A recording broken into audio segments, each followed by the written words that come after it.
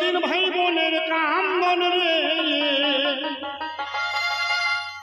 ঘরের পরিবারের কান্দন, ঘরের পরিবারের কান্দন চিরদিন তো থাকে না। দুঃখের দরদি আমার জনম দুঃখী মা, দুঃখের দরদি আমার জনম দুঃখী মা, গর্ভধারিণী মা জনম দুঃখিনী মা, দুঃখের দরদি আমার জনম দুঃখী মা। একবার নিতাই গৌর হরিবার হরিবার হরিবার।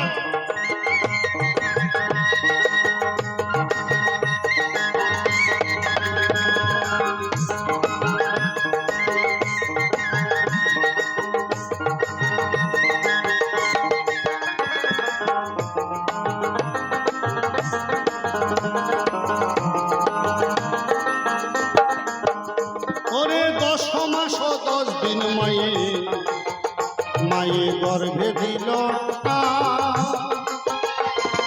রক্ত মাংস খায়া আমরা ভবে আইলাম ভাই।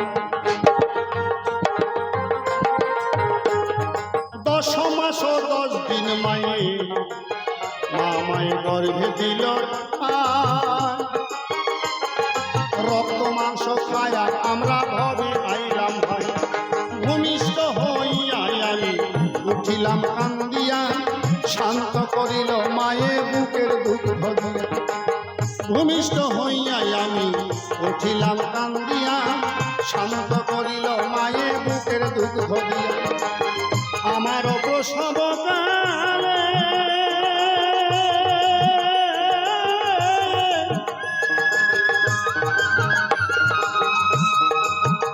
মায়ের বুক ভেসে যায় নয়ন জলে রে, আমার প্রসব কালে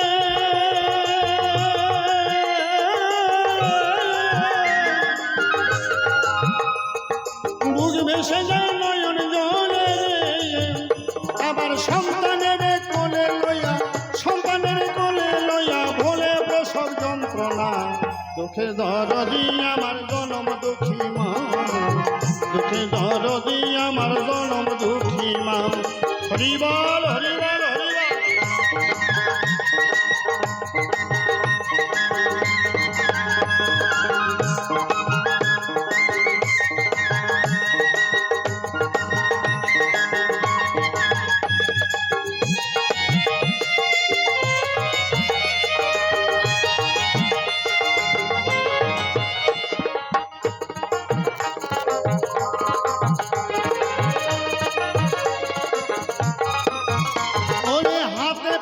তেল মাই খামা আমায় দিল স্বগত করি,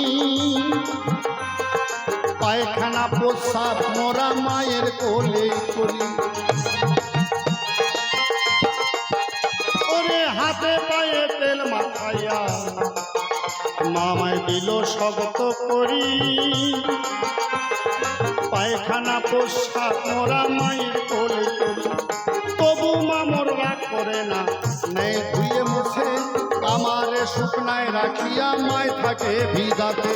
তবু মামর রাগ করে না, নেই ধুয়ে মুছে আমারে শুকনায় রাখিয়া মায় থাকে ভিজাতে। অসুখ হলে দেখি চাহাইয়া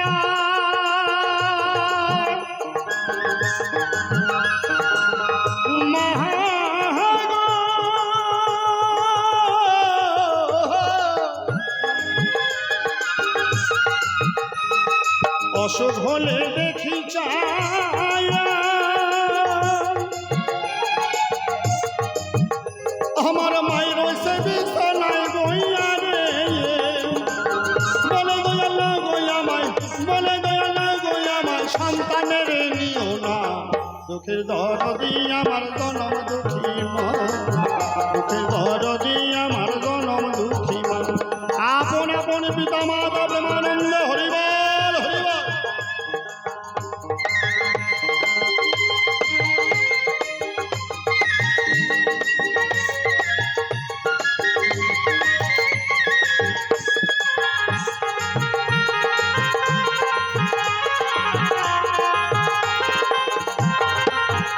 ওরে অন্ধয়াতুর ছেলে ধুলা ঝারিয়া মায়ে টান দিয়া নেয় কোলে। আরে অন্ধয়া তোর কানা খোরা হইলে পরে ছেলে ধুলা ঝারিয়া মায়ে টান দিয়া নেয় কোলে।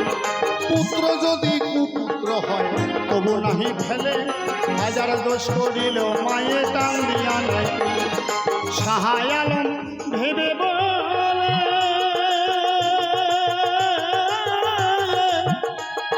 স্বর্গ মায়ের চরণ তলে তোরা দেখলে হাদিস কোরআন খুলে, দেখলে হাদিস কোরআন খুলে করছে দয়াল ঘোষণা। দুঃখে দরদি আমার জনম দুঃখী মা, দুঃখে দরদি আমার জনম দুঃখী মা। তোমার কাছে যে কয়টি কথা করলাম জিজ্ঞাসন, খাঁটি খাঁটি জবাব দিও মনেরই মতন। সত্য কথা বলো তুমি বিনা সভাস্থলে, সকল কথা বলো তুমি আসর মাঝে খুলে। গেলায় আমি জিজ্ঞাসিয়া যাইও তুমি জবাব দিয়া রে, শুনবে সবাই মন দিয়া, শুনবে সবাই মন দিয়া পূর্বে সবার বাসনা। দুঃখে দরদি আমার জনম দুঃখী মা, দুঃখে দরদি আমার জনম দুঃখী মা।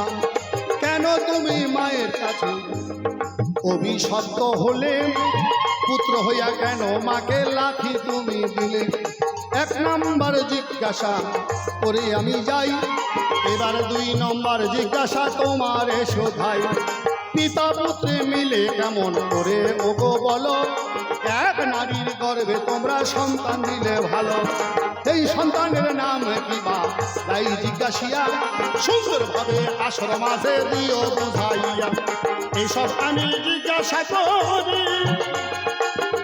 করি বরাবরই না, আগে সকল কথা বলো খুলি, সকল কথা বলো খুলি, গোপনে কিন্তু রেখো না।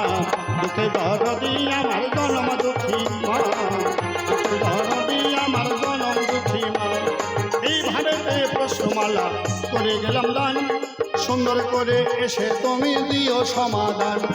তবে কেন বেশি বেশি বলিবার যাই, এইখানে ভাব আমার সঙ্গ করতে চাই। দেখি এসে কোন ভাবে কোন কথা বলে, কোন ভাবের তত্ত্ব আবার নেই ওনা তোলে। এইখানেতে আমার পালা করে দিলাম শেষ, যমরাজা আসরেতে করিবে প্রবেশ। এইখানেতে আমার আসর আমি দিলাম ছাড়ি, চাঁদ বদনে প্রেমানন্দে বলুন হরি হরি, হরিবল হরিবল হরিবল হরিবল হরিবল হরিবল হরি হরিবল। জয় রাধে।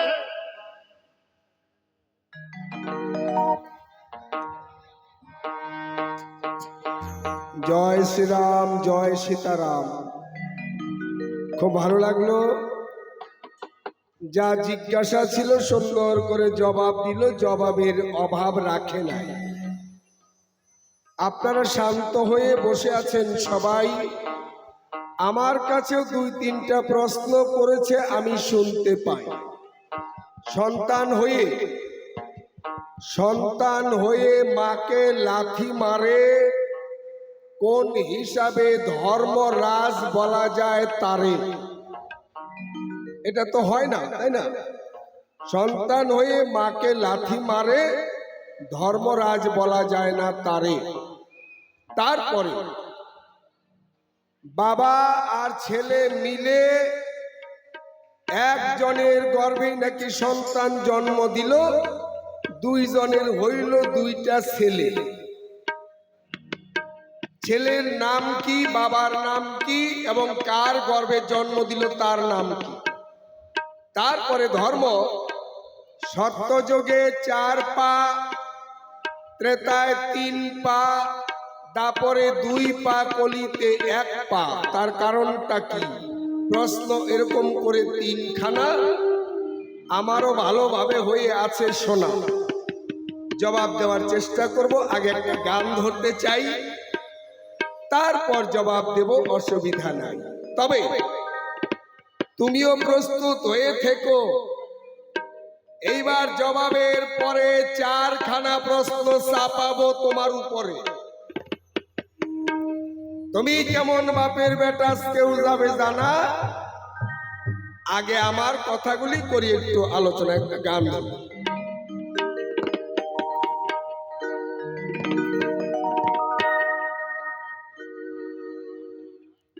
হরিবল হরিবল। আপনার যারা দাঁড়িয়ে আছেন, যেদিকে যেদিকে জায়গা আছে কষ্ট নিয়ে বসেন একটু।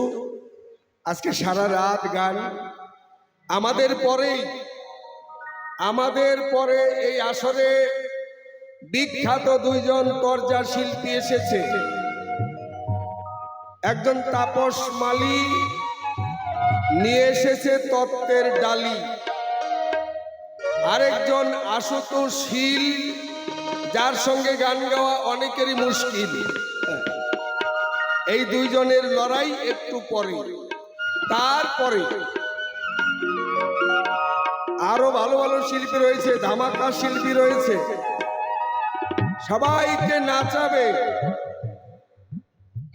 রসের শিল্পী আছে।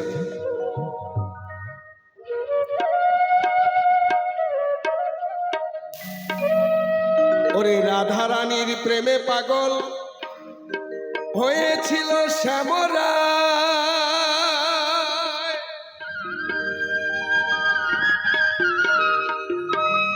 রাধা নামে বাজায় বাঁশি, মাঝি হইয়া নৌকা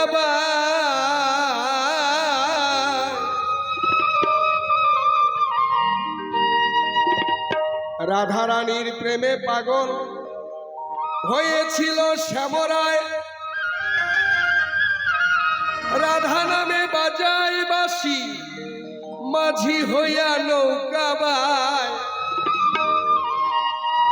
ও তার চরণ ধুলি নীল মাথায়, চরণ ধুলি নীল মাথায়, হায় রে প্রেমের সাধনা। প্রেমিক হতে পারে কয়জনা?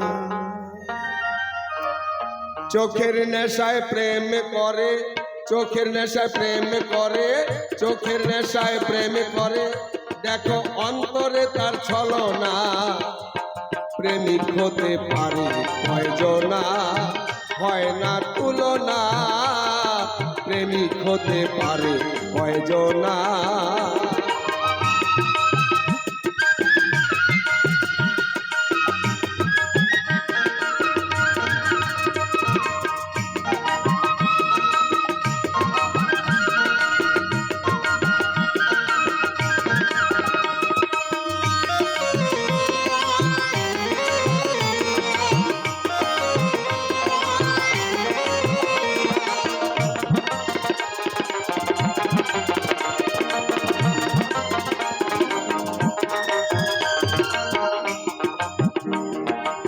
রাধা রানীর প্রেমে পাগল হয়েছিল শ্যামরা,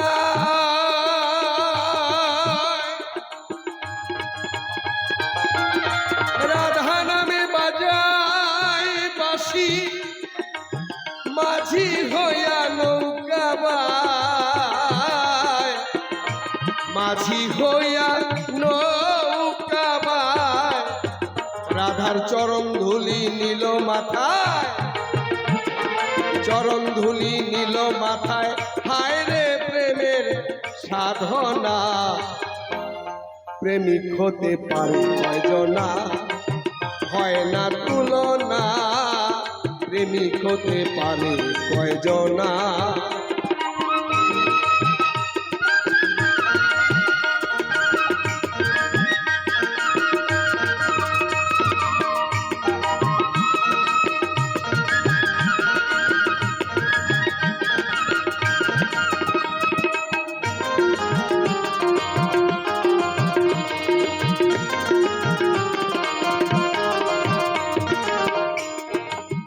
ধোপার মেয়ে রজকিনী, ব্রাহ্মণের ছেলে চণ্ডীদাস, 12 বছর বাইল পড়শি, গড়ল প্রেমের ইতিহাস গো, গড়ল প্রেমের ইতিহাস।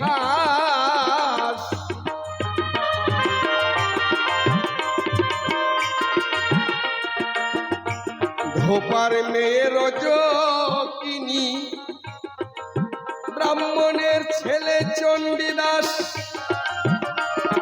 12 বছর বাইল পড়শি, গড়ল প্রেমের ইতিহাস গো, গড়ল প্রেমের ইতিহাস। চিন্তামণি বিল্লমঙ্গল আর বিল্লমঙ্গল চিন্তার প্রেমে, বিল্লমঙ্গল চিন্তার প্রেমে মরণের ভয় করল না। প্রেমিক হতে পারে কয়জনা, হয় না তুলনা, প্রেমিক হতে পারে কয়জনা।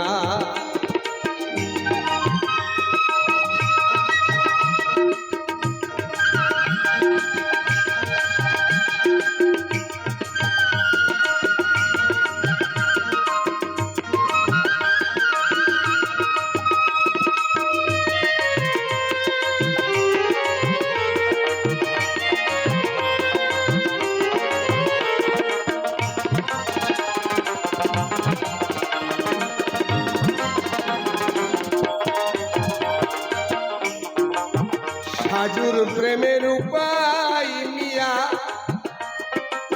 রাখলো স্মৃতি দুনিয়ায়। প্রিয়ার পাশে ঘুমায় প্রিয়, নকশি কাঁথা দিয়া গায় গো, নকশি কাঁথা দিয়া গায়।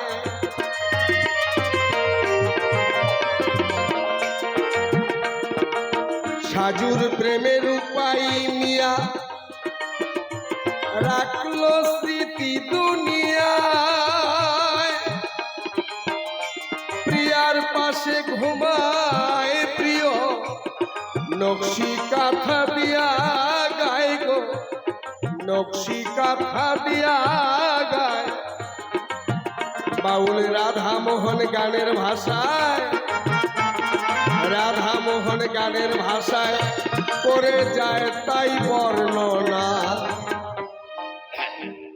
এবার শোনো শোনো রাবণ রাজা, তোমার জানাই আমি মাকে কেন লাথি মেরেছিলাম, আমি সভাতে খুলে বলতে চাই।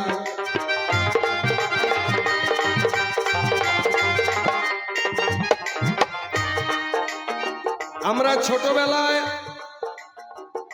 যখন মায়ের কোলে ছিলাম, মাকে কত লাথি দিলাম, মাকে কত আঘাত করলাম, মাকে কত কামড় দিলাম, তাতে কি মায়ের রাগ করে? হ্যাঁ, ছোট্ট বাচ্চা মায়ের কোলে থেকেই কোনো একটা জিনিস হাঁটতেও পারে না, কোথাও নিয়ে যেতে হবে, ওখানে নিয়ে যা, ওখানে আমাকে নিয়ে যা, না গেলে সন্তান মাকে মারে। তার জন্য মা কি রাগ করে? হ্যাঁ, জানো না রাবণ রাজা, এইটার মধ্যে বড় স্নেহ, বড় মজা। এই যে মা আর ছেলে, এই যে লেনা দেনা, এটা টাকা পয়সা দিয়ে কখনো মিলে না। আমার বাবা সূর্য দেবতা, আমার বাবা সূর্য দেবতা করেছিল বিয়া, নামটি তার হইল সংজ্ঞা, ওই যে বিশ্বকর্মার মাইয়া। বিশ্বকর্মা ঠাকুর আছে না, এত কয়েকদিন পরে পূজা। বিশ্বকর্মা ঠাকুরের মেয়ে নাম সংজ্ঞা দেবী। এই সংজ্ঞাকে করলো সূর্য দেবতা বিয়ে, কিন্তু বিয়ের পরে বাবার জ্বালা যন্ত্রণা সইতে পারে না আমার মা। সূর্যের জ্বালা যন্ত্রণা, সূর্যের তেজ, জ্বালা যন্ত্রণা আমার মা সইতে পারে না। তাই একদিন বাবার কাছে করেছিল প্রার্থনা, মানে বিশ্বকর্মার কাছে, বাবা তুমি আমাকে এমন জায়গায় বিয়ে দিলা, আমি যে সইতে পারি না সূর্যের জ্বালা। এবার সূর্য দেবতা বিশ্বকর্মা কয়, মাগে ও মা, স্বামী দেবতা, তাকে ছেড়ে দেওয়াও তো সম্ভব নয়, আমার কথা ধর, একটু কষ্ট করে স্বামীর সংসার কর। কিন্তু আমার মা সইতে পারে না, সন্তান হইল দুইখানা, অসহ্য জ্বালা যন্ত্রণার সহ্য করে দুটি সন্তান হলো, একটার নাম যমরাজা, মানে একটা ছেলেটার নাম যম আর মেয়েটার নাম যমুনা। এই সন্তান হলো দুইজনা। কিন্তু পরে আমার মা দেখলো আর সহ্য করা যায় না, মা বাবার জ্বালা সইতে পারছে না। সংজ্ঞা দেবী আমার মা কি করলো, নিজের অঙ্গ থেকে আরেকটা মূর্তি বানালো, তার নাম হলো ছায়া।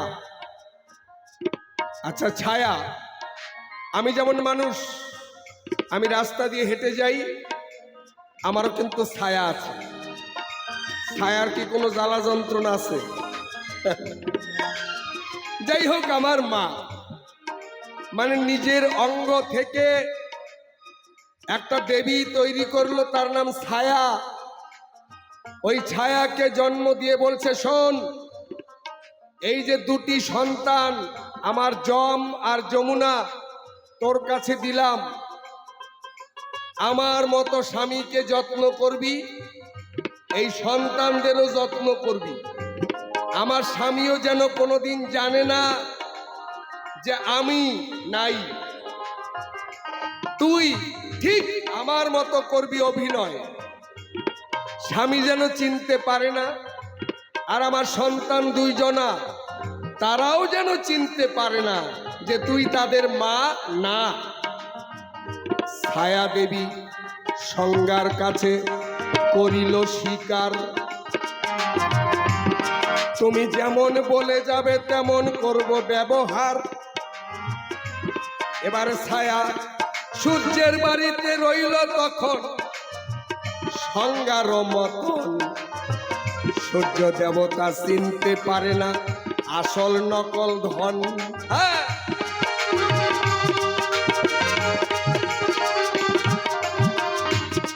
ওই ছায়ার গর্ভে একটা ছেলে জন্ম নিল, তার নাম হলো শনি ঠাকুর। আমরা যে শনি ঠাকুরের পূজা করি, এই শনি ঠাকুরও সূর্যের ছেলে, মানে আমার ভাই, আমার ছোট ভাই। তাহলে আমার দুই মা, বড় মায়ের নাম সংজ্ঞা, সংজ্ঞার ছেলে যম আর যমুনা মেয়ে, আর ছায়ার গর্ভে জন্ম নিল শনি। কিন্তু আমরা তিনজন এক মায়ের গর্ভেই জন্ম নিয়েছি এরকম জানি। আমিও তো জানি না ওইটা আমার আসল মা না। আমি মায়ের মতোই করি শ্রদ্ধা, মায় আমায় ছেলের মতোই করে স্নেহ, আসল নকল আমাদের মধ্যে চিনতে পারে না কেহ। এইভাবে দিন যাচ্ছে। শনি ঠাকুরও বড় হলো, আমার থেকে মনে করেন 2-3 বছর বয়সে ছোট। যম যমুনা তো যমজ, আমার বোন আর আমি একদিনে জন্ম নিয়েছিলাম, তাহলে তার 2 বছরের ছোট শনি। আমার বয়স যখন হইল 10, শনির 8 বছর বয়স হয়। ভাই বোন মিলে এক জায়গাতে খেলা করি সব সময়।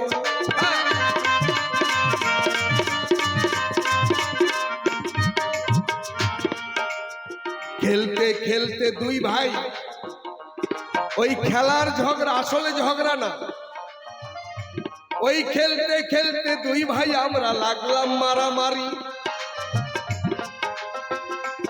কে হারে কে বা জিতে দেখবো চেষ্টা করি। মানে আমি আর শনি এই দুইজনে ঝগড়া লেগে গেলাম, মারামারি হচ্ছে। কিন্তু মায়ের ধর্মটা কি? মায়ের দুই ছেলে যদি ঝগড়া করে, মা কি করে? দুইটাকে দুইটা চর মেরে, দোষ আর ভালো সেটা কিন্তু মা বিচার করে না। মা এসে আগে দুইটাকে দুইটা দিয়ে তারপর ঝগড়া ছাড়িয়ে দেয়, এটাই তো নিয়ম। কিন্তু আমার মা করলো কি? ওইটা যে আসলে আমার মা না, আমার মা তো চলে গেছে বাপের বাড়ি, আমার নকল মা। ওই নকল মা ছেলের জন্য কি কর্ম করিল, আমাকে এমন সর মারিল, আমার গালটা ফুলে গেল। মা দৌড়ে এসে যখন মা দেখে যে দুই ছেলে ঝগড়া হচ্ছে, আমি জানি না কিন্তু মায়ের তো জানা, মা তো জানে জম তো আমার ছেলে না, আমার ওই যে ছোট জননী ও জানে একমাত্র ছেলে হচ্ছে আমার শনি। তাই আমাকে চর দিয়ে শনিকে কোলে নিল। তাই দেখিয়া জমের তখন বড় দুঃখ হইল রে।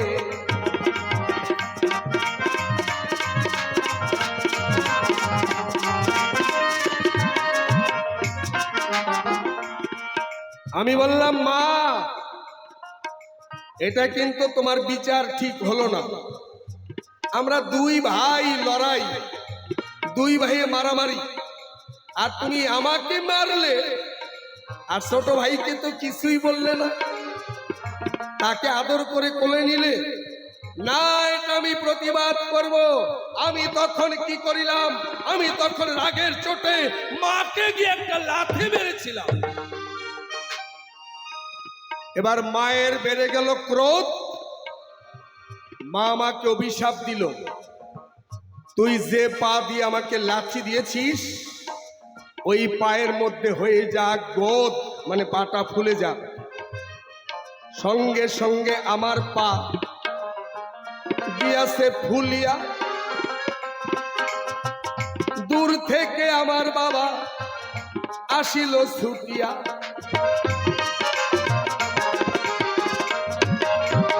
সূর্যদেব এসে বলছে কি, অপরূপ খেলা দেখি। সূর্যদেব বলছে, সংজ্ঞা আমার যতটুকু আছে জানা, মায়ের অভিশাপ তো কোনোদিন লাগে না। মায়ের অভিশাপ কি লাগে? মায়েরা সন্তান যখন কান্নাকাটি করে, সন্তান যখন মাকে বিরক্ত করে, তখন অনেক মা কয় এটা মরে না, মর মর, তাতে কি সন্তান মরে? মা যদি কয় মর, ওইটা নাকি হয় 100 বছরের বর। মা তো ওইটা মনের থেকে কয় না, হ্যাঁ? বিরক্ত হলেই মা কয় এটা মরে না, আসলে কিন্তু অভিশাপ করে না।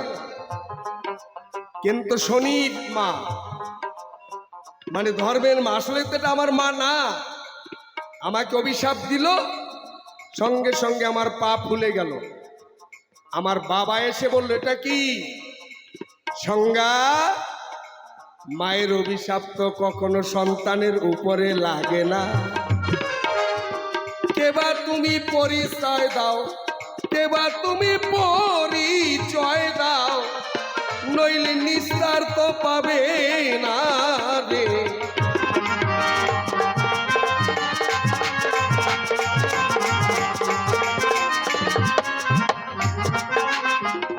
সূর্য দেবতা বলছে, সংজ্ঞা তুমি কে?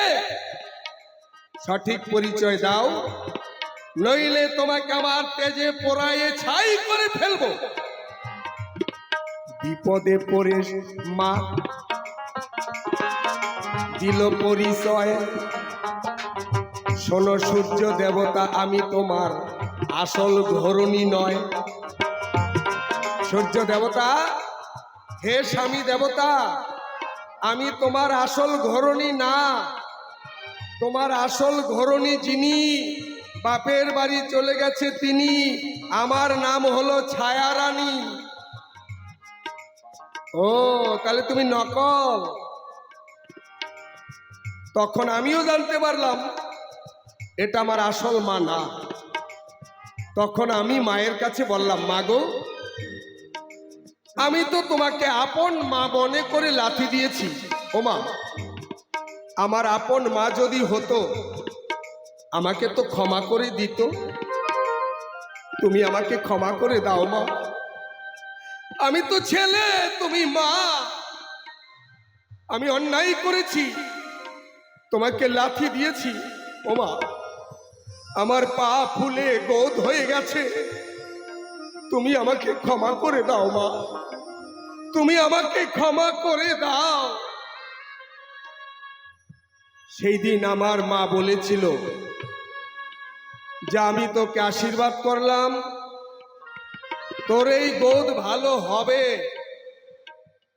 যদি কোনো দিন তুই সতী নারীর দেখা পাস, ওই সতী নারী যদি হাত বুলাই দেয় তোর পায়ে, আমার আশীর্বাদের সঙ্গে সঙ্গে যেন তোর পায়ের গোদ ভালো হয়ে যায়। তাই আমি যমরাজা দেশ বিদেশে ঘুরিয়া বেড়াই, মহাসতীকারে আমি কোথা গেলে পাই। আমি দেশ বিদেশে খুঁজে বেড়াই, যেদিন সতী নারী পাবো সেই দিন আমার গোদ ভালো হবে, আমি মুক্ত হব। এবার ঘুরতে ঘুরতে অবশেষে শোনেন বন্ধুগণ, ওই যে সাবিত্রী আর সত্যবান, তাদের ঘটনা কেমন।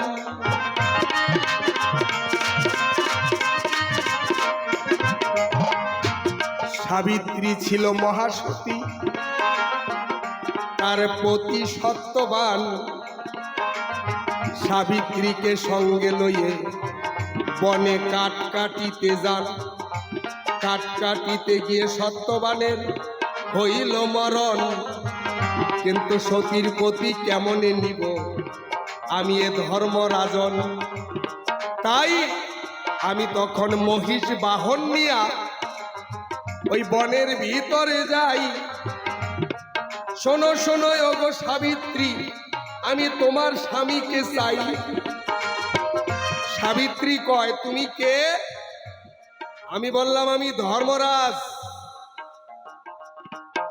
মানুষ মরে গেলে পরে তার ওই যে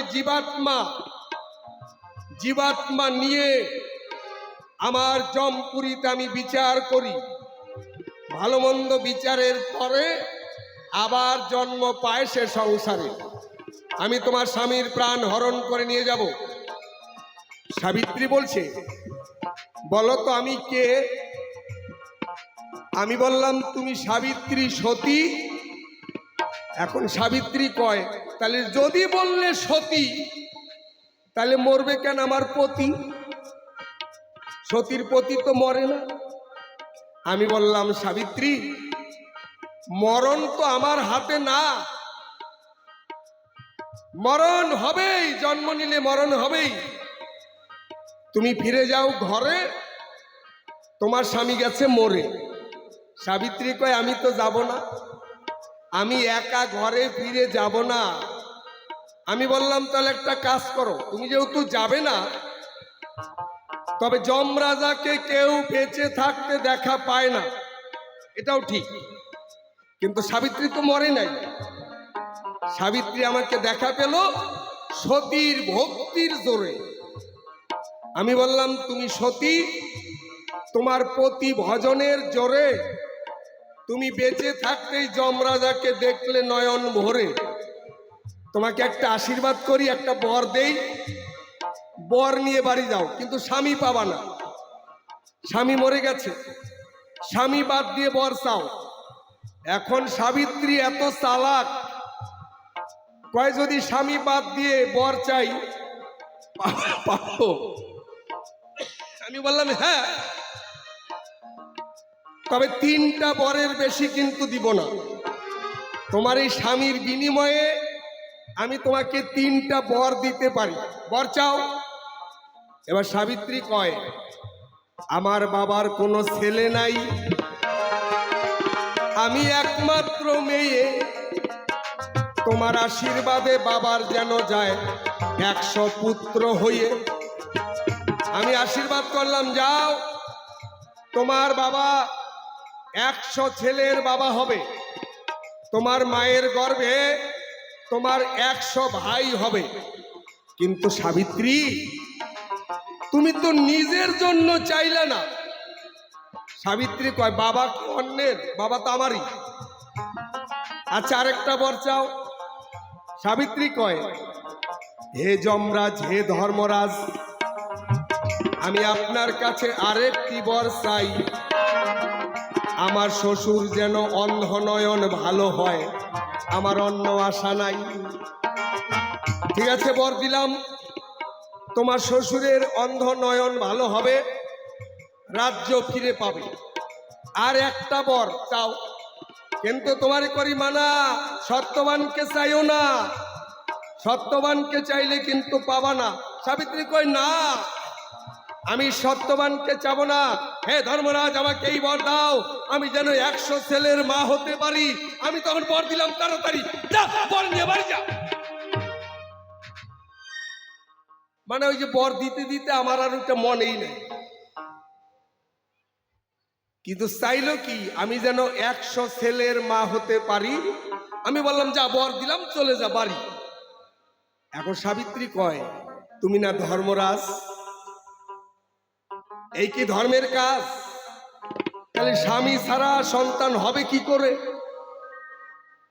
স্বামী ছাড়া যদি সন্তান হয়, তাকে কি আর সতী নারী কয়? তুমি যে নিজে বদনে বলেছ আমি সতী, তাহলে কেমন করে পাবন আমার পতি? আমি তখন সাবিত্রীর কাছে পরাজয় হয়ে যাই। আমি বললাম, সাবিত্রী, তুমি সত্যিকারে সতী নারী কিনা এটা আমি পরীক্ষা করব। যদি সত্যি সতী নারী হও, তাহলে তুমি 100 ছেলের মা হবে, আমি তোমার স্বামীর জীবন বাঁচিয়ে দেব। সাবিত্রী বলছে, কি পরীক্ষা দিতে হবে? আমি বললাম, ছোটবেলায় আমার মা আমায় দিল অভিশাপ, মায়ের অভিশাপে গোদ হইল, আজও পাই নাই মাপ। তুমি যদি সতী নারী হও, দিবে হাত বুলাইয়া, সতীর পরশে আমার পায়ের গোদ যাবে ভালো হইয়া। সতী সাবিত্রী তখন পতি দেবতার চরণে প্রণাম করে আমার পায়ে হাত বুলাইয়ে দিল, সঙ্গে সঙ্গে আমার পায়ের গোদ ভালো হয়ে গেল। জয় জয় সতী সাবিত্রী প্রেমানন্দে সবাই হরি বলো।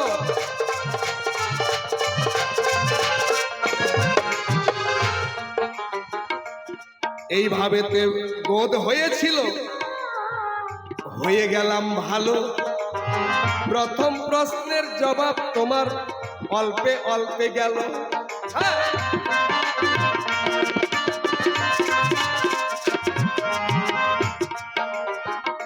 1 2 3 4 মানে সত্যযুগে 4 পা, ত্রেতা যুগে 3 পা, দাপরে 2 পা, কলিতে 1 পা। এটা হচ্ছে ধর্মের লক্ষণ। মানে সত্যযুগে ধর্ম 16 আনা, ত্রেতা যুগে ধর্ম 12 আনা, দাপর যুগে ধর্ম 8 আনা, আর কলিতে ধর্ম 4 আনা। এটাই হচ্ছে তার বর্ণনা। এটাকেই করে দিলাম ভাও, এটাকেই বলে ধর্মের পাও। তোমার প্রশ্নের জবাব একবারে ফাও। এবার একটা প্রশ্ন বাকি, কি? আমি আর আমার বাবা দুইজন মিলে এক নারীর গর্ভে নাকি জন্ম দিয়েছি, দুইজনে 2টা ছেলে। এটা কি লক্ষণ? এটা কি দেবতার লক্ষণ? বাহ, খুব ভালো কথা বললে। এই কথার জবাব আমি তোমাকে দিয়ে দিতে চাই। এই দয়াল অধিকারীর আগের বাড়ি হচ্ছে ইসলামপুর। এই যে দয়াল অধিকারী, যিনি আজকে আসরে আমার ঠাকুর, এর আসল বাড়ি হচ্ছে ইসলামপুর। ওর বাবা, উনি একজন গোসাই মানুষ ছিল। আমি ওনাকে দর্শন করেছি, মানুষটা খুব ভালো। ওনার বাবাকে প্রণাম করার আমার ভাগ্য হয়েছিল, একজন পরম গোসাই মানুষ। তাহলে গোসাইয়ের ছেলে তো গোসাই হবেই। আচ্ছা, আমি একটা ঘটনা শুনেছি, একবার ইসলামপুরে কালা গজের পাশে এক বিধবা নারী, কালা গজের পাশে এক বিধবা নারী বিয়ের কয়েক মাস পরে তার স্বামী গেছে মরি। এখন ওই নারী বাড়ি বাড়ি ভিক্ষা করে খায়। ওই নারী গিয়ে ওর বাবার কাছে কিছু টাকা পয়সা চায়। ওর বাবা মানুষ ভালো, সন্তুষ্ট হয়ে টাকা পয়সা না দিয়ে এক বস্তা চাউল দিয়ে দিল। মেয়ে মানুষ, মানুষের বাড়ি বাড়ি ভিক্ষা করবি, এত ঠিক না, যা আমি তোকে এক বস্তা চাউল দিয়ে দিলাম। তাহলে ওর বাবা এক বস্তা চাউল দিল, আবার আরো একটা জিনিস দিল। কয় তোর বাড়ি আছে না? কয় কোন রকম বাড়ি আছে। কয় মাটি, কয় মাটি নাই, খালি বাড়িটাই। ওর বাবা একটা গাছের চারা দিল, এই চারাটাকে বাড়িতে নিয়ে গেড়ে দিবি, প্রতিদিন জল দিবি, যত্ন করবি, এই চারাটা বড় হলে তোর কাজে লাগবে। তখন দয়াল দাদা করে ডাক্তারি। ইসলামপুরের পাশে কালাগজ নামে একটা জায়গা আছে, ওইখানে ডাক্তারের একটা দোকান দিয়েছে এই যে গোসাই। এখনো তার জানে না, ওই ভিখারি মেয়েটা ভিক্ষা করতে করতে ওর এই ডাক্তারের ডিসপেন্সারিতে গেছে, গিয়ে কয় ডাক্তার ভাই, স্বামী মরে গেছে, আমার আর কেউ নাই। এখন এই ডাক্তার চিন্তা করে, হায় রে অভাগা নারী, এই মেয়েটার আমি তো দুইজনে এক স্কুলে পড়ি, আজকে এর কপালে এত দুঃখ, তুই ভিক্ষা করিস? কয় হ্যাঁ দাদা, ভিক্ষা ছাড়া তো গতি নাই। এ মানুষ ভালো, কয় তোর ভিক্ষা করে মানুষের বাড়ি বাড়ি কি পাবি, যা। আমার মনটা গলে গেল, তুই তো মানুষটা ভালো। এই দয়াল দাদা একবারে এক বস্তা চাউল দিয়ে দিল। আচ্ছা, বাবা এক বস্তা দিল, বেটায় আরেক বস্তা দিল, এটাকে অন্যায় করলো? কোনো খারাপ হয়েছে কি? বাবায় যদি এক বস্তা চাউল দেয়, ছেলে কি আরেক বস্তা চাউল দিতে পারে না? এটা কোনো শাস্ত্র পুরাণে আছে মানা? এইটাই তোমার প্রশ্নের জবাব। তোমার বাবা এক বস্তা দিল, তুমি এক বস্তা দিলা, এটা তো ভালোই করলা, খারাপ তো হয় নাই। তেমনি শোনো, এবার সেই জায়গাতে যাই। কুন্তী দেবী নামে এক মহাসতী ছিল। দুর্বাসা মহামুনি কুন্তীর বাড়ি গেল। দুর্বাসা মুনি বলে, শোনো কুন্তী মাই। দুর্বাসা মুনি বলে, শোনো কুন্তী মাই, আজকে তোমার বাড়ি দুপুর বেলা সেবা করতে চাই। কুন্তী দেবী যত্ন করে মুনির সেবা দিল। মুনি তখন সন্তুষ্ট হইয়া আশীর্বাদ করিল। কুন্তী, এই যে তোকে একটা মন্ত্র শিখাই দিলাম, এই মন্ত্র যে কোনো দেবতাকে স্মরণ করবি, দেবতার আশীর্বাদে সন্তান জন্ম দিতে পারবি। এই যে একটা মন্ত্র শিখালাম, মন্ত্রের নাম আকর্ষণীয় মন্ত্র। এই মন্ত্র যেই দেবতার নামে করবি স্মরণ, ওই দেবতা এসে তোকে দিবে দর্শন। আমার কথা নিবি, এই মন্ত্রের বলে ওই দেবতার আশীর্বাদে সন্তান জন্মাইতে পারবি। কুন্তী দেবী আশীর্বাদ পেয়ে জল ভরতে জলের ঘাটে গেল। মনে মনে ভাবতেছিল যে মুনি যে আমাকে আশীর্বাদ দিল, মন্ত্রটা সঠিক কি মিথ্যা পরীক্ষা করতে চাই। এখানে তো আশেপাশে আর কেউ নাই, এইবার এক দেবতাকে ডাকি। কোন দেবতাকে? কুন্তী দেবী সূর্য দেবতাকে করিল স্মরণ। সূর্য দেবতা এসে তখন দিল দর্শন।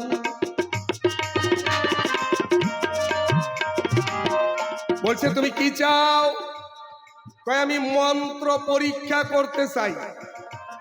কয় মন্ত্র তো ঠিক, মুনি তো মিথ্যা মন্ত্র দেয় নাই। মুনি কি মন্ত্র দিয়েছে? যে কোনো দেবতাকে ডাকবি, ডাকলে দেবতাকে দেখা পাবি, তার কাছ থেকে পুত্র বর চেয়ে নিবি। তাহলে একটা বর চেয়ে নাও, আমাকে ডাকলে আমি একটা বর দিয়ে যাই, তোমার একটা পুত্র হবে। কুন্তী কয় এখনো তো আমার হয় নাই বিয়া, সন্তান হলে সবাই যাবে কলঙ্কিনী কইয়া। সূর্য দেবতা বলে তোকে কেউ কলঙ্কিনী বলবে না, বলবে মহাসতী, যেইভাবে ভক্তি তোর আছে আমার প্রতি। তাই সূর্য দেবতার আশীর্বাদে কুন্তীর গর্ভে সন্তান হলো, সেই সন্তানের নাম কর্ণ, জগতে জানে সবাই ভালো। তাহলে সূর্য দেবতা আশীর্বাদ করলো, একটা সন্তান হলো। সূর্য দেবতার ছেলে এই ধর্মরাজ। তারপর কুন্তী আমাকে একদিন ডাকলো, আমাকে ডাকার পরে আমি একটা বর দিলাম, যা আমি বর দিলাম তোর গর্ভে একটা ধার্মিক সন্তান জন্ম হবে। তাই ধর্মরাজার বরে যুধিষ্ঠির নামে সন্তান জন্ম ধরে। তাহলে ভুলটা কোন জায়গায় হইল? এখন এই কথা যদি উল্টাইতে চাও, তুমি আর তোমার বাবা 2 বস্তা চাউল ওই ভিখারিনীরে না দিয়ে বাড়িতে নিয়ে যাও। বলো, তোমার বাবাই চাউল দিল, ভিখারিনীর উপকার হইল, তুমি 1 বস্তা চাউল দিলা, ভিখারিনীর উপকার হইল, এত কোনো দোষ নাই। তাহলে বর যদি 10 জনও বর দেয়, আরো যদি 10 জনে 10 বস্তা চাউল দেয়, তাতে কোনো দোষ আছে? হ্যাঁ, তাহলে এটা কেমন প্রশ্নটা করলো? মানে মাথার মধ্যে কোনো বুদ্ধি নাই, মাথায় বুদ্ধি নাই। যাহা তোমার জিজ্ঞাসা ছিল গেলাম জবাব দিয়া, যাহা তোমার প্রশ্ন ছিল গেলাম জবাব দিয়া, তোমার কাছে জানবো এবার জবাব দাও আসিয়া। এবার তোমার কাছে আমি জানতে চাই, ও রাবণ, তুমি যে বললে তুমি বড় ভক্ত, কয় বাইরের রাবণ দেখেছো, ভিতরের রাবণ দেখো নাই? আচ্ছা, ভিতরের রাবণটা এবার দেখতে চাই। আচ্ছা বলেন, 5-6 বছরের বাচ্চা, 5-6 বছরের শিশু, সে কি বোঝে কিছু? তুমি কোন আক্কেলে বিভীষণের একটা মাত্র ছেলে, নাম তার তরুণী সেন, বয়স 5 বছর, তুমি রাবণ কোন আক্কেলে ওই নিষ্পাপ শিশুটাকে যুদ্ধে পাঠিয়েছিলে, আর রামের হাতে শিশুটা মারা গেল? এটা কোন ভক্তের লক্ষণ? একটা 5 বছরের ছেলেকে যেজন যুদ্ধে পাঠায় মারার তরে, তার যে কেমন ভক্তি আছে অন্তরে হয়ে গেল জানা। তোমার মধ্যে ভক্তির লক্ষণ খুঁজে পাওয়া যায় না। একটা প্রশ্ন হয়ে গেল। 2 নাম্বার প্রশ্নে যাই। তোমার নাম ত্রিভুবন বিজয়ী রাবণ, মানে স্বর্গ, মর্ত, পাতাল 3 লোক তুমি করেছ জয়, এই জন্য তোমাকে ত্রিলোক বিজয়ী কয়। কিন্তু আমার যতটুকু জানা, তুমি যুদ্ধে সব জায়গায় জিততে পারো নাই। 4 জায়গায় তোমার হয়েছে পরাজয়। 4 জায়গায় যুদ্ধে এই রাবণ রাজার হয়েছে পরাজয়। বলো, কার কার কাছে 4 জায়গায় গিয়া তুমি পরাজয় হয়েছিলে? ওই 4 জনের নাম বলতে হবে, তাহলে জানবো তুমি কত বড় বীর। 4 জায়গায় পরাজয় হয়েছে, এটাই শুধু শেষ না। আর ওই বীর, যিনি ব্রাহ্মণ, যিনি যোগী, যিনি ব্রহ্মচারী, লঙ্কা অধিকারী, সে কি করলো? এক জায়গায় যুদ্ধ করতে গেল। যুদ্ধ করতে গিয়ে এত যুদ্ধ করে পরাজয় হলো। পরাজয় হওয়ার পরে এমন ক্ষুধা লাগলো, খাবার পায় না। খাবার না পেয়ে ওই রাজার দাসী, ওই যে রাজা রানীকে সেবা দেওয়ার পরে দাসী দাস তারা সেবা করে। তারপর তাদের যে এঁঠো, ওই রাজার এঁঠো, রানীর এঁঠো, দাসীর এঁঠো, সমস্ত এঁঠো মানে মাছের কাটা, তেজপাতা, ওই যে কারো থালায় অল্প একটু করে ভাত, কারো থালায় একটু তরকারি, ওগুলো দাসী এক থালার মধ্যে ঢেলে নিয়ে ভাবতে সেগুলো বাইরে নিয়ে কুকুরকে দিয়ে দিব। তাই আমরা তো করি, তাই না? খাবার পরে যা বাসে ওগুলো তো মানুষ কুকুরকে নিয়ে দেয়। দাসীও ভাবছে তাই। মহারাজার যেটুক এঁঠো বাকি আছে খাবার, রানীর আছে, আমার আছে, আরো কয়েকজনের আছে, সমস্তগুলি এক থালায় ঢেলে নিয়ে উনি যাচ্ছে কুকুরকে দিবে। যখন কুকুরকে দিতে যায়, এই যে ভদ্রলোক পেটের জ্বালায় ক্ষুধায় ওই দাসীর কাছ থেকে কেড়ে নিয়ে ওই সকলের এঁঠো খায়, আর সবাই মরতেছে লজ্জায়। রাবণ রাজা ভালো মানুষ, এঁঠো খেলো নাই কোনো হুঁশ। তুমি না ব্রাহ্মণ, ওই এঁঠো খেলে কি কারণ? জিজ্ঞাসা রইল, একটু বাপের বেটার মতো জবাব বইল। তাহলে 5 বছরের ছেলেটাকে যুদ্ধে পাঠালে, তাকে অকালে মারলে, তুমি 4 জায়গায় হয়েছিলে পরাজয়, তারপর এঁঠো খেলে কেন মহাশয়? এই 3খানা জিজ্ঞাসা রইল। এবার আবার সুন্দর করে বইল। তারপরে 2 জনে হবে একটু জুরি মানে আড়াআড়ি, পরবর্তী শিল্পী চলে আসবে তাড়াতাড়ি। এখানেই থাক, সুন্দর করে শুন।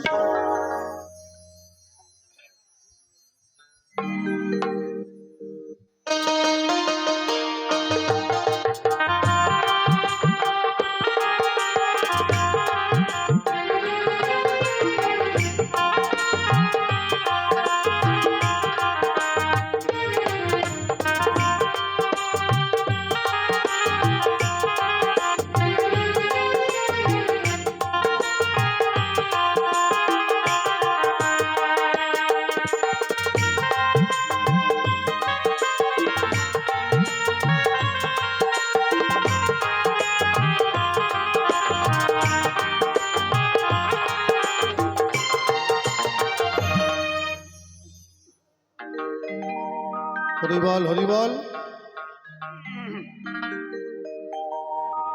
যা ছিল জিজ্ঞাসা হলো খুলাসা, জবাবের অভাব রাখে নাই। বাউলের ধর্ম কি বুঝবেন তার মর্ম? বাউলের ভাষা বাউলেই বোঝে, বুঝলেন? উল্টে আমাকে জিজ্ঞাসা করে গেছে 5 বছরের ছেলেকে কেন পাঠালে যুদ্ধে, তার কি অপরাধ ছিল, তুমি কেমন ধার্মিক? আরে ধর্মরাজ, তোমার মতো আমি ওরকম বেহায়া নির্লজ্জ নয়, বুঝলা? যে কোনো নারীকে দেখলে বিয়ে করার ইচ্ছা হয়। হ্যাঁ, আসল কথা তো কইলে না, কইলে যে লজ্জা পাবা, এই জন্য এইদিক সেদিক দিয়ে বুঝাইয়া দিলা। আমি জিজ্ঞাসা করেছিলাম তোমার কেন এরকম অবস্থা হলো, ওটা কয় নাই, কারণ কইলে তো নিজের বদনাম হবে, এটা তো কবে না। আচ্ছা যাক, তাহলে কেন যুদ্ধে পাঠালাম, আর কোন কোন জায়গায় পরাজয় হলাম, কেন বা এঁঠো খেলাম? এঁঠো খায় না কোন বেটায়, সবাই খায়। জয়গুরু।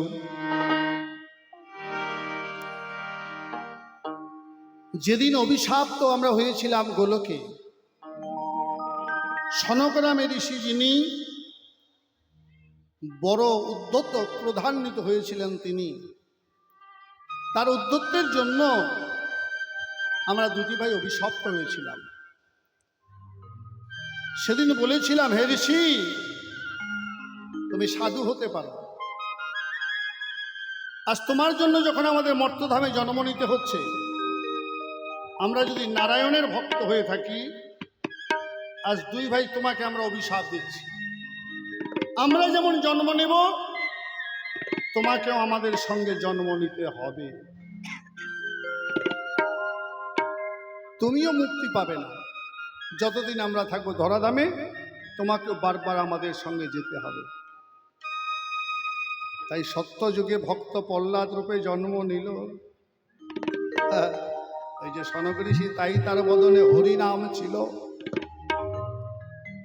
যেদিন পিতার মৃত্যু হয়, হিরণ্যকশিপু মারা যাচ্ছে, চোখের সামনে তার পিতাকে নখাঘাতে বক্ষ ছিঁড়ে মারছে। প্রহ্লাদ হাত জোর করে দাঁড়িয়েছিল না বাবা? আচ্ছা, এমন সন্তান আছে আমার বাবাকে আমার চোখের সামনে মারছে, আমি তার কোনো প্রতিবাদ করলাম না?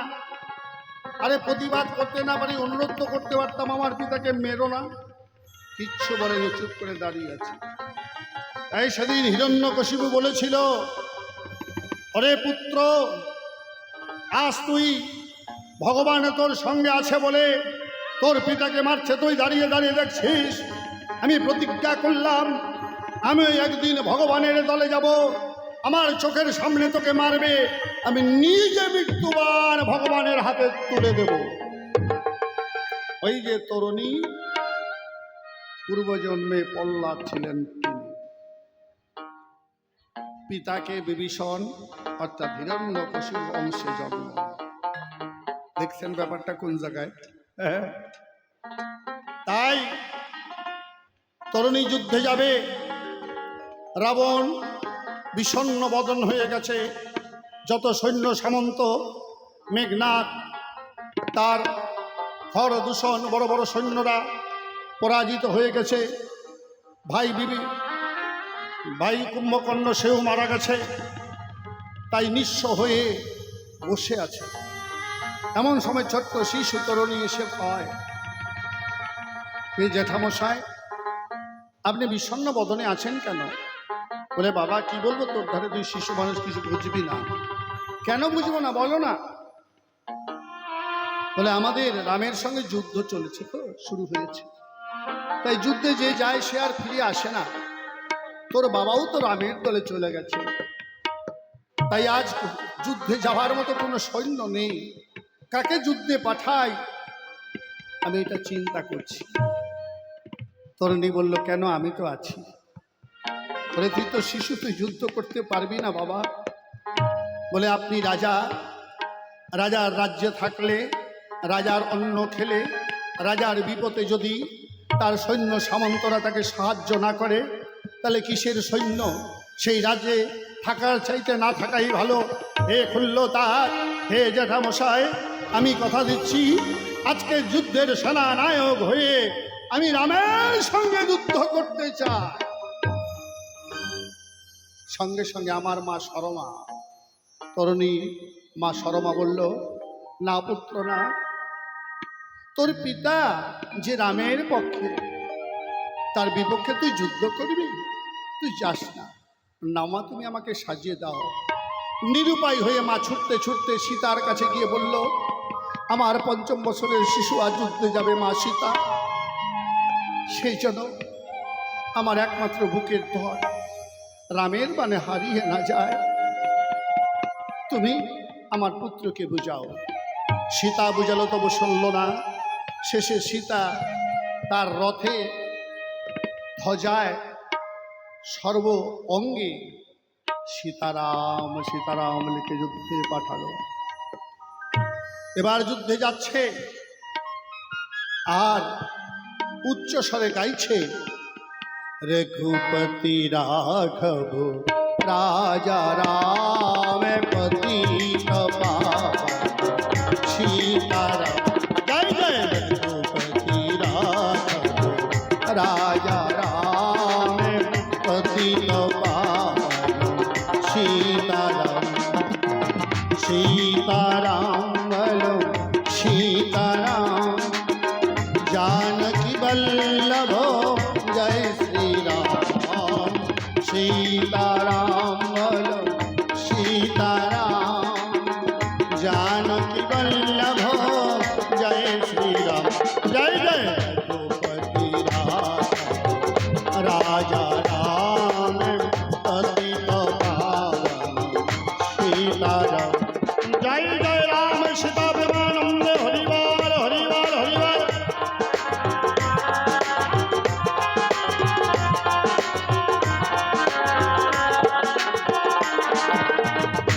ঈশ্বর আল্লাহ তেরো নাম সবিকো সম্মতি দে ভগবান আর ঈশ্বর আল্লাহ তেরো নাম সবিকো সম্মতি দে ভগবান জয় জয় রঘুপতি রাঘব রাজা রাম পতিত পাবন সীতারাম জয় জয় রঘুপতি রাঘব রাজা রাম পতিত পাবন সীতারাম রামচন্দ্রায় রামভদ্রায় রঘুনাথায় নাথায় সীতাপতে নমো নমো।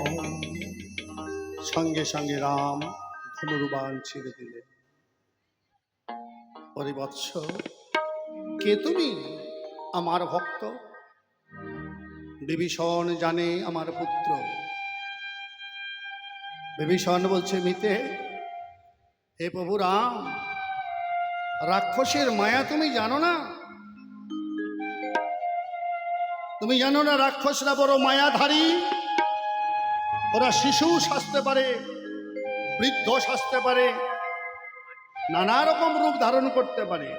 তুমি মায়ায় মোহিত হচ্ছ। ও তোমার শত্রু? বলে না, যার বদনে রাম সীতার নাম উচ্চারণ হয় সে আমার শত্রু হবে কি করে? আমি তার সঙ্গে যুদ্ধ করতে পারি না। তরুণী মনে মনে ভাবছে, রামকে দর্শন করে রামের হাতে মৃত্যুবরণ করব, এমন সৌভাগ্য জীবনে হতেও পারে আর না হতে পারে। তাই রামের হাতে মরণ হলে নাকি সবাই বৈকুণ্ঠ প্রাপ্তি হয়, আমি এই সুযোগ ছাড়ব না। সঙ্গে সঙ্গে বলল, ওরে ভীরু কা পুরুষ রাম, তুই শিশু মনে করে আমাকে ধনুর্বাণ ছেড়ে দিলি। ধনুর্বাণ তুলে ধরো, আমি তোমার সঙ্গে যুদ্ধ করতে চাই। বলে না না, তুমি শিশু, তোমার সঙ্গে যুদ্ধ করব কি করে? ও বুঝেছি, দশরথ নন্দনে তুমি হতে পারো। আমার মনে হয় কৌশল্যা তোমার জননী নয়। নানান কটু কথা বলতে বলতে রামকে উত্তেজিত করে তুলল। রাম বলল, বেশ, এতই যখন তোর যুদ্ধের স্বাদ, ধর ধনুর অস্ত্র তুলে ধর, দেখি তোর কত বছর শক্তি বল। আজ হবে তার পরীক্ষা, দেখা যাবে যুদ্ধে কেবা হয় জয়। রণক্ষেত্র যুদ্ধ লেগে গেল, কিন্তু রাম যে বাণ মারবে, আমা হতে আমার নাম বড়, নাম হতে আমার ভক্ত বড়, তাই না বাবা? ভক্তের প্রাণে আঘাত করে কি করে? সর্ব অঙ্গে যে রাম নাম লিখা।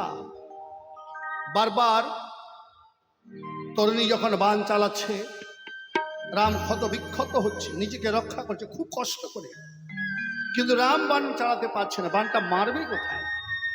সারা অঙ্গে তো রাম নাম লেখা। বিভীষণ দেখছে যুদ্ধে তো পরাজিত হয়ে যাবে, তাহলে তো সীতা উদ্ধার হবে না।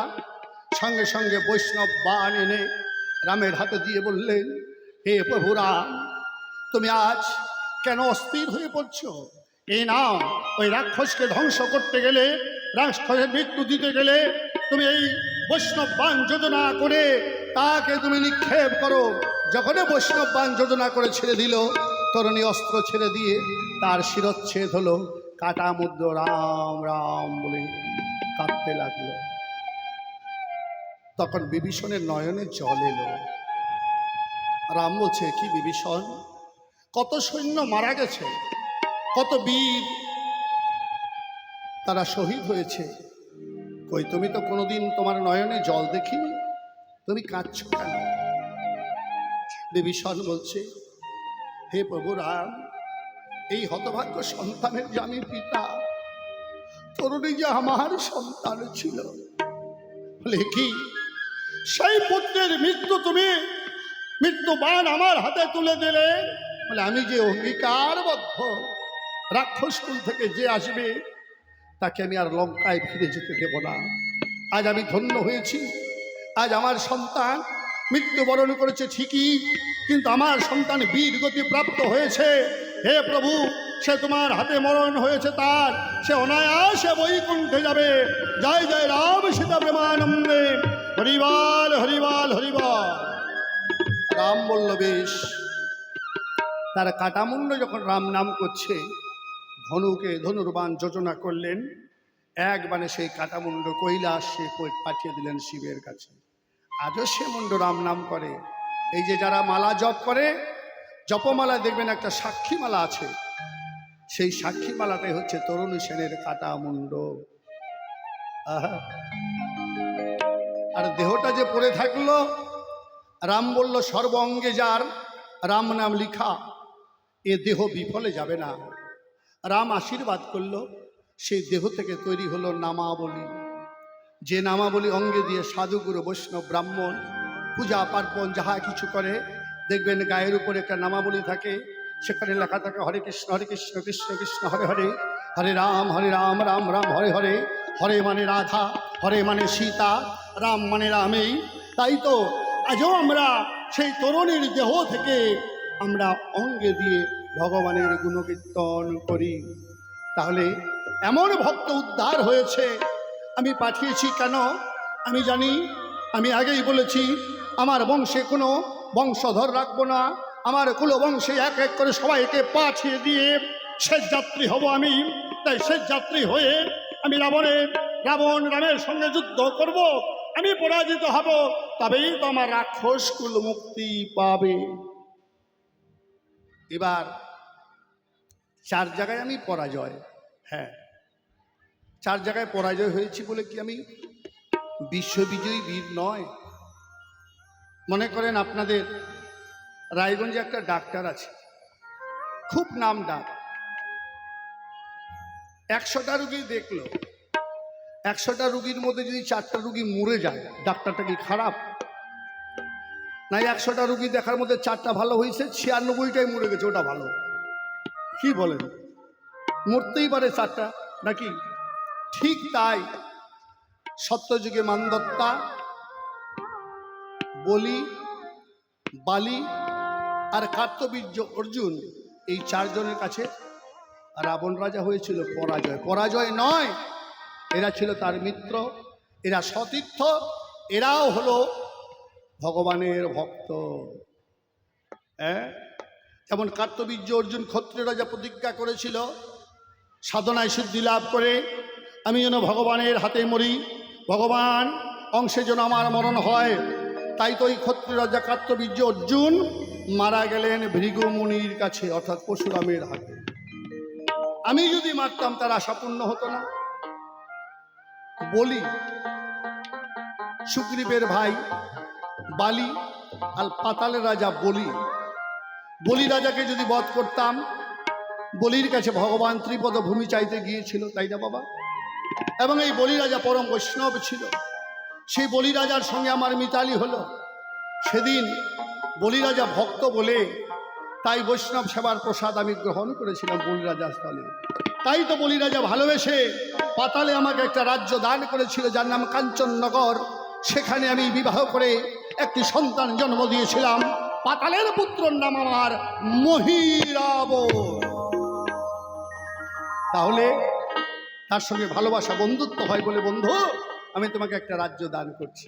কারণ তাকে যদি আমি বধ করতাম তাহলে সে নারায়ণের পদ পেত না।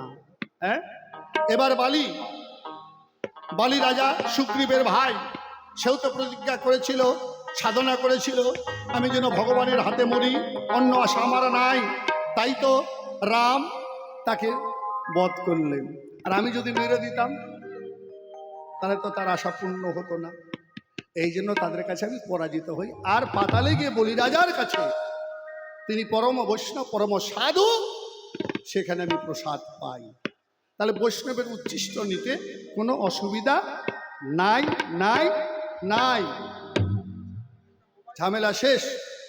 এবার এটা গান শোনাই, তারপরে 2 জন মুখামুখি দাঁড়াই। একটা মোবাইল হারিয়ে গেছে, যদি কেউ মোবাইলটা পেয়ে থাকেন আমাদের মঞ্চে কিংবা কমিটি অফিসে জমা দেবেন। মোবাইলটা বড় নয়, মোবাইলের ভিতরে অনেক কিছু থাকে, মোবাইলের ভিতরে অনেক কিছু থাকে, অনেক ডকুমেন্টস এখন মোবাইলে রাখা হয়। পেয়ে থাকলে অবশ্যই আমাদের মঞ্চে কিংবা অফিসে জমা দেবেন, এটা সকল ভক্তের কাছে অনুরোধ। কে মোবাইলটি পেয়ে থাকলে অবশ্যই দিবেন, কারণ আমরা ধর্ম আসরে এসেছি ধর্মকথা শুনতে, এটা সামান্য মোবাইল নিয়ে যাওয়াটা এটা ঠিক নয়। জয় গুরু। পাইলে অবশ্যই দেবেন। জয় রাধে।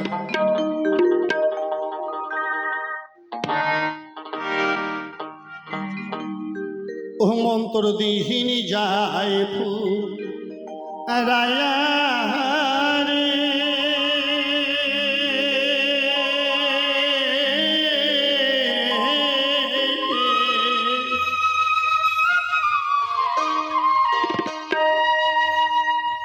ওরে আজ করবি না করিবি রে কাহাল, কাল ভাবিয়া মন্তর হইল কাল রে।